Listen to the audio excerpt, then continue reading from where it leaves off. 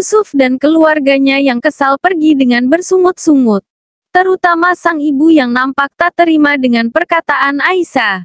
Kenapa masih jual mahal? Padahal kami hanya merasa kasihan saja melihatnya menjanda seperti itu. Ucapnya sambil pergi. Aisyah langsung akan menjawab lagi perkataannya, namun Ahmad segera melarangnya. Kakaknya itu meminta Aisyah untuk jangan mengatakan apapun lagi. Sepeninggal mereka, semua orang yang masih dalam keadaan berduka itu melihat Siti yang tampak menangis sedih. Mereka benar-benar keterlaluan. Dalam keadaan berduka seperti ini, mereka malah membicarakan soal pernikahan dan menghina status jandaku. Umi menghampiri Siti dengan tanpa banyak bicara.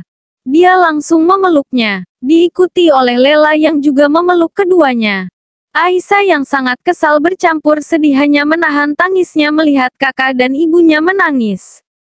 Dia berdiri terpaku, sama halnya dengan Ahmad dan Ali yang terdiam sedih sambil menundukkan kepalanya.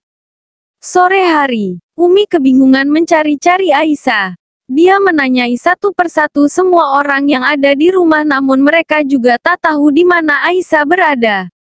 Hingga membuat orang kini menjadi khawatir dibuatnya. Di tengah kepanikan mereka, Alfian yang baru datang kaget mengetahui jika istrinya tidak ada di rumah. Tidak biasanya dia seperti ini, ucap Umi dengan risau. Lela yang seolah tahu kemungkinan di mana Aisyah berada langsung berjalan menuju halaman belakang masjid. Di pusara Abah dia mencoba mencari Aisyah di sana. Di balik kain penghalang yang memisahkan antara peziarah laki-laki dan perempuan. Lela mencoba mencari keberadaan Aisyah di antara kerumunan santriwati yang sedang mengaji. Dia sedikit kebingungan hingga akhirnya benar saja. Aisyah berada di antara mereka, duduk di pojokan sambil memegang Al-Quran di tangannya. Dia tampak mengaji dengan khusyuknya. Lela segera menghampiri adiknya. Sejenak tertegun melihat adiknya yang mengaji dengan air mata yang sesekali menetes membasahi Al-Quran yang dipegangnya. Aisyah, ternyata kamu di sini. Umi mencarimu. Lela berjongkok mendekati Aisyah. Aisyah berhenti mengaji sambil menyeka air matanya. Dia lalu menutup wajahnya dengan Al-Quran cukup lama. Lela memegang pundak adiknya. Suamimu juga sudah pulang. Mendengar itu Aisyah langsung menutup Al-Quran. Dia akan langsung berdiri namun tertahan karena kepalanya yang tiba-tiba pusing. Aisyah meringis memegangi kepalanya sambil memejamkan mata. Mengetahui jika kondisi kesehatan adiknya belum pulih benar. Lela akhirnya meminta seorang santriwati untuk memanggil Alfian. Aisyah melarangnya sambil mencoba memaksakan diri untuk berdiri. Namun upayanya itu malah membuatnya ambruk tak sadarkan diri. Lagi-lagi Aisyah pingsan untuk yang kesekian kali. Aisyah yang baru saja sadar mendapati dirinya sudah berada di dalam kamarnya. Tampak beberapa orang mengerumuninya termasuk itu Alfian yang terlihat khawatir tengah sibuk memasangkan kembali infus di tangannya. Sepertinya dia hamil, ucap Anita tiba-tiba membuat semua mata langsung tertuju padanya. Termasuk itu Aisyah yang langsung teringat jika dirinya memang telah terlambat datang bulan. Apa? Tanya Alfian tak percaya. Ini hanya dugaanku. Selain karena bersedih kehamilan membuatnya menjadi lemah seperti ini. Ucapnya sambil menghampiri Aisyah. Aisyah, kamu sudah terlambat datang bulan kan? Tanya Anita yang sebenarnya tahu persis jadwal menstruasi Aisyah. Karena sahabatnya itu sering berkonsultasi mengenai masa suburnya. Aisyah terdiam sejenak lalu mengangguk pelan. Anita tersenyum sambil melihat semua orang. Dugaanku semoga saja benar. Alfian tampak tersenyum senang. Begitu juga dengan semua orang. Umi menghampiri Aisyah. Semoga itu benar nak. Kamu sedang hamil. Anita lalu mengatakan jika dirinya harus memastikan dugaannya benar atau salah dengan salah satu cara yaitu menggunakan alat tes kehamilan. Jika memang benar hamil, dengan keadaannya seperti ini, sangat berbahaya untuk kandungannya. Dia harus dirawat secara intensif di rumah sakit karena kondisinya yang sangat lemah dan sedikit tertekan. Beberapa saat kemudian, Semua orang berbahagia setelah Anita memastikan jika Aisyah memang tengah hamil. Setelah dilakukan tes kehamilan dengan menggunakan tes pack, Umi yang sangat senang memeluk dan menciumi putrinya.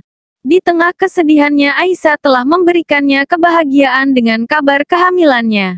Aisyah sebenarnya juga merasa bahagia. Namun kehamilannya justru semakin mengingatkannya pada Abah.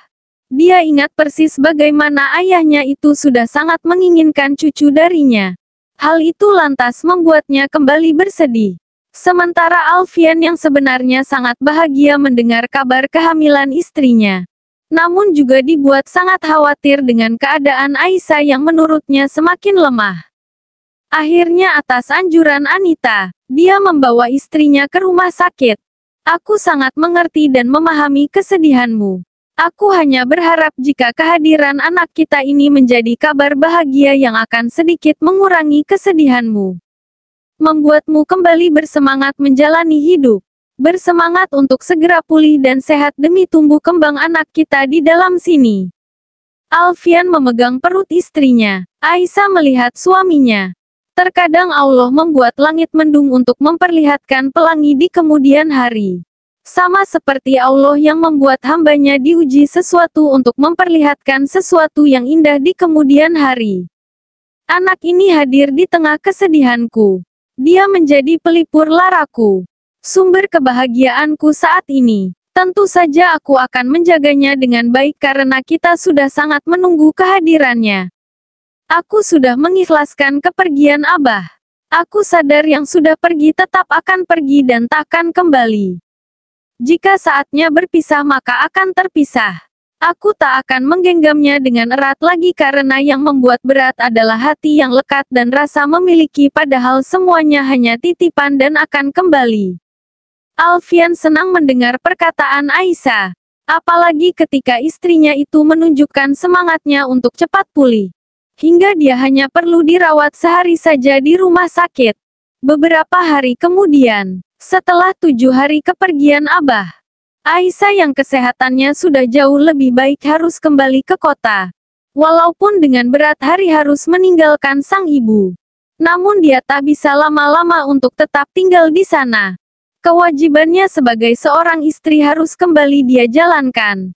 Hati-hati nak, jaga dirimu dan kandunganmu baik-baik.